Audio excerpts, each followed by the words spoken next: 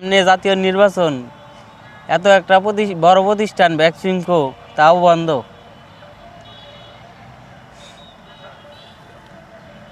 দেশে এত নেতা থাকতে ভ্যাকসিনকো বন্ধ হয়ে গেছে গা। আর এই ভ্যাকসিনকোর 60,000 শ্রমিক আছিল।